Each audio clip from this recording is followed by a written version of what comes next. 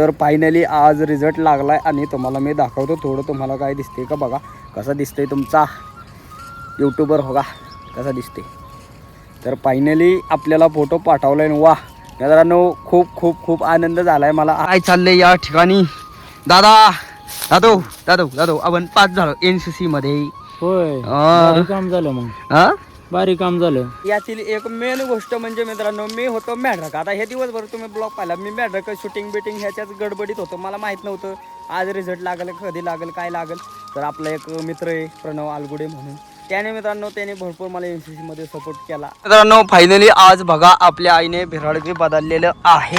आणि ए आई तुला एक खुश खबर देऊ का देऊ का देऊ का देऊ का. हा राम राम मंडळी, स्वागत आहे तुमचं पुन्हा एकदा आपल्या राहुल ठोंबरे यूट्यूब चॅनलच्या नवीन ब्लॉगमध्ये.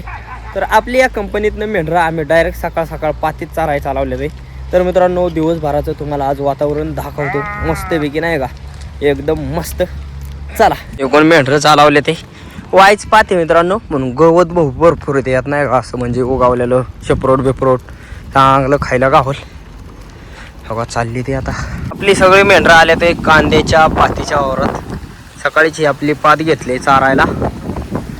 एवढी सगळं चारायचे आता सकाळ सकाळीच वाईज मेंढरांना चारा म्हणलं, कारण का कांद्याच्या पातीला पाऊस बिऊस आला ना लय बेकारी होती. तर सगळी या रानात थांबले ते आणि आपल्या दादांना काम लागले बघा, गावऱ्या भरून द्यायचं काम लागले सगळं त्या ठिकाणी. आणि इथं सगळी मेंढरं चरते आपली बघा, ही पाथवान खाते ते. मामा म्हणलं वाईच इकडे गावऱ्या भरू लाग, म्हणून गेलं दादा तो का. सगळ्या मेंढरांना पाण्यावर घेऊन चाललोय आम्ही. ते रोडला आत्ता वाईज गाडी कमी, पण मेंढरं बघा कशी पांगले ते बघा, सगळी पांगून आपली सगळी मेंढरं पाण्यावर आल्या ते. आणि दादांनी वाईज चालू बी केलंय पाणी बघा. इथं पाणी येते आपली मस्त. काय काय मेंढरांना सवय लावली बोरच्या इथं कॉकवरच पाणी द्यायची, बाकीची आपली गरीब पिली तिकडं डावात ह्याच्यात. असं फुटलेलं लिप वायवे लागते, पाणी वाया घालून चालत नाही मित्रांनो. उन्हाळा दिवस लागलाय आता.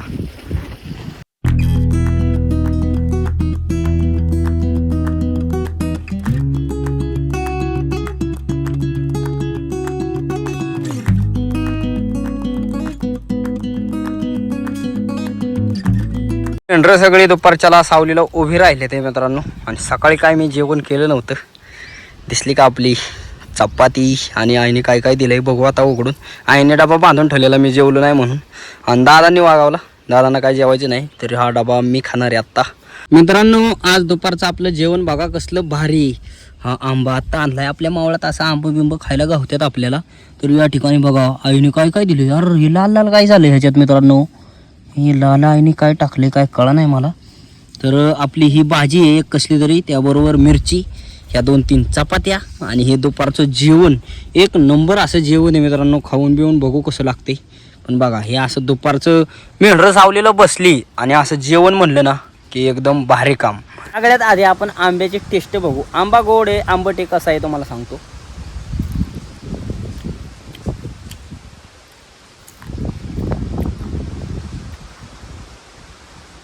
तर मित्रांनो हा जो आंबा आहे ना, हापूस आंबा आहे, हापूस आंबा. त्यामुळं हापूस आंबा आंबट लागेल असं काही विशेष नाही. एकदम खोबऱ्यासारखा आंबा लागतोय खायला आपल्याला.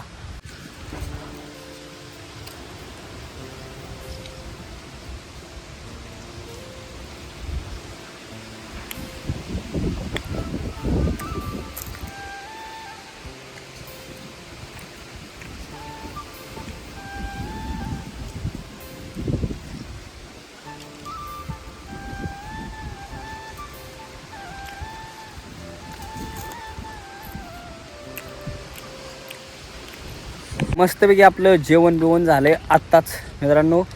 दुपारचं जेवण म्हणल्यावर चव वेगळीच असतील, त्यातून आंबा बिंबा गावल्या होता, मग काय बोलायलाच नको. आपल्याला पहिला जो आंबा खाल्ला ना आपण, तो गावरान आंबा होता, तो आंबट होता, एवढं काय खात नव्हतो. पण मित्रांनो हा होता हापूस, त्यामुळं खोबऱ्यागत लागायचं का. अख्खा आंबा मी एकट्याने खालून टाकला बघा. तर मित्रांनो बरेच दिवस झालं दादा म्हणे होतं गारीगार चार चार चार, गारीगार चाराय गावत नव्हतं. आज फायनली मित्रांनो बघितलं का, डायरेक्ट 20-20 वालं गारीगार घेतले. आणि आता मस्त उन्हाचं वाईज गोड वाटतं खायला. तर आता गारीगार खाऊ पहिले. गारीगार दादा दाखवा की आम्हाला. हो का कसे गारीगार. का कसं लागतंय मग? मस्त आहे. मस्त आहे ना? हा. खायला बघा कसं खात्यात दादा. आणि हे माझं बघा कसं भरलंय फुल. वाव मस्त एकदम गोड गोड. मेंढरं बघा, हे जे गाव आहे ना, हे गाव आहे खेड. आणि आता खेडमधनं आपली मेंढरं चालले ते बघा या बाहेरच्या रस्त्याने. हे गावाच्या बाहेरचा रस्ता आहे मित्रांनो. चारून बिरून आता पलीकडे बी नेऊन चारायचं आहे बरंच.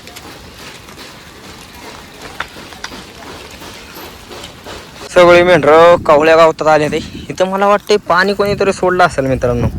पाणी सोडल्यामुळं ना फुटलोय गावात. आणि मेंढरं इकडं तिकडं चरत नव्हती.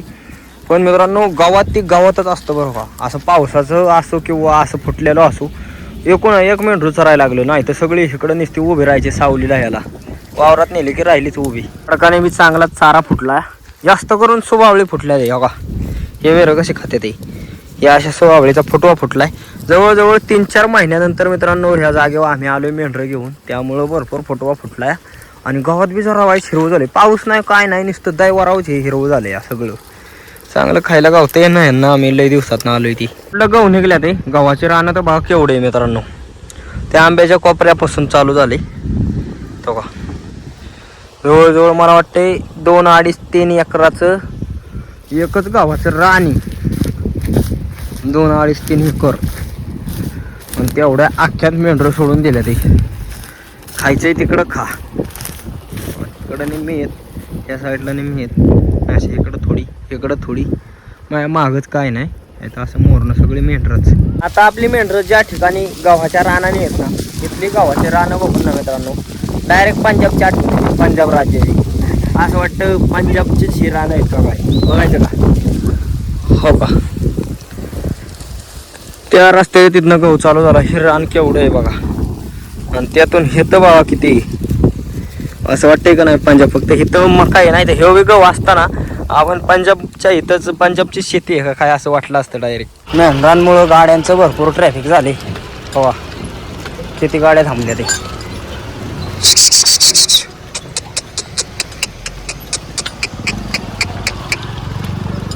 मेंढरं संध्याकाळच्या टायमाला पाण्या आणल्या ते लईच ताणल्या ते. दुपारची काय काय मेंढरं पाणी पित नाही ना, ती लई ताणल्या ते. हो आपला डव भरलाय त्यातच पाणी पिते ते सगळी.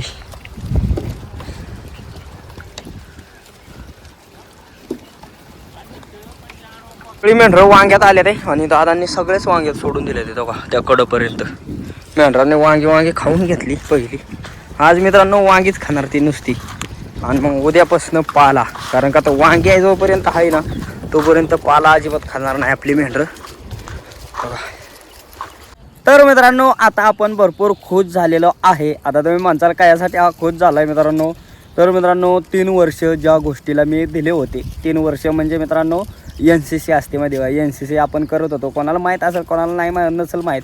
तर आता मी तुम्हाला सांगतोय मित्रांनो, आत्ताच आपल्या मित्राने आपल्याला फोटो पाठवला आहे. कारण का तर मित्रांनो ज्या गोष्टीसाठी 3 वर्ष मेहनत घेतात ना मुलं, ती गोष्ट म्हणजे आपलं C सर्टिफिकेट. म्हणजे मेन जे सर्टिफिकेट असतं ना त्याचं NCCचं, ते फायनली आज रिझल्ट लागलेला आहे. आणि तुमचा भाऊ आज फायनली NCCच्या C सर्टिफिकेटमध्ये पास झालेला आहे मित्रांनो. लय भारी A ग्रेड नाही पडली पण B तरी पडली. आणि पास होणं लय गरजेचं असतं नाही का. तुम्हाला ग्रेड कोणतीही पडू द्या पण पास होणं महत्त्वाचं असतं. कारण का तर A वाल्याला बी 20 मार्कच भेटतात आणि C वाल्याला बी 20 मार्कच भेटतात आणि B वाल्याला बी 20 मार्कच भेटतात.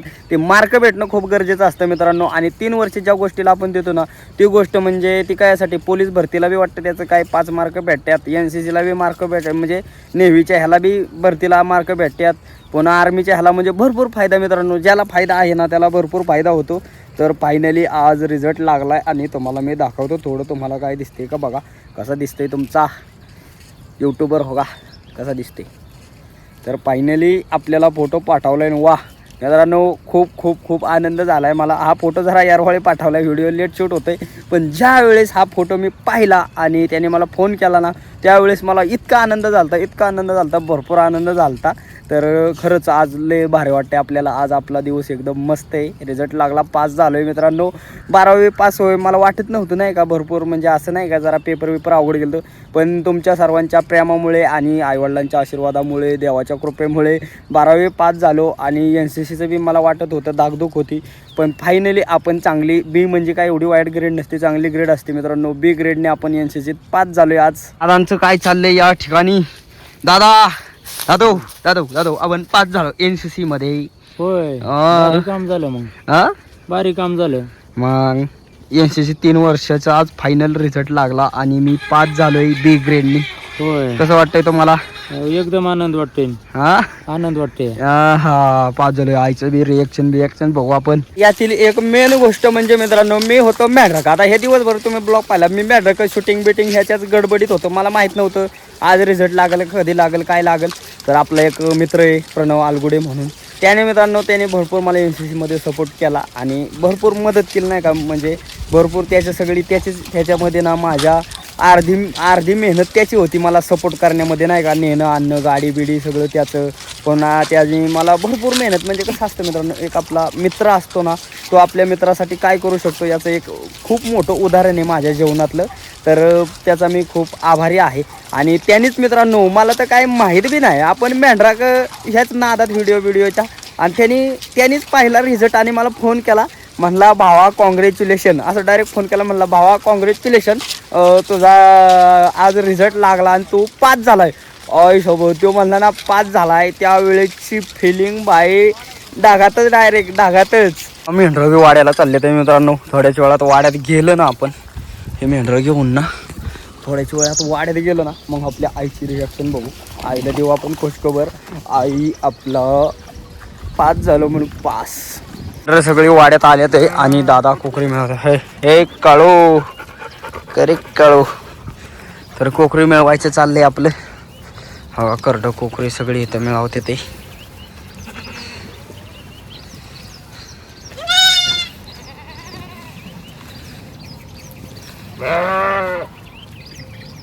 मित्रांनो फायनली आज बघा आपल्या आईने भिराड बी बदललेलं आहे. आणि ए आई तुला एक खुश खबर देऊ का हा मोठ्याने बोल. अरे मी NCC मध्ये पास झालो. बरं झालं बाबा. तर खरंच आई काय वाटते तुला मी पास झाल्याबद्दल? भारी वाटते. मग आता काय देणार मला तू? पैसे देणार का? पैसे देती बाबा. किती पैसे देणार?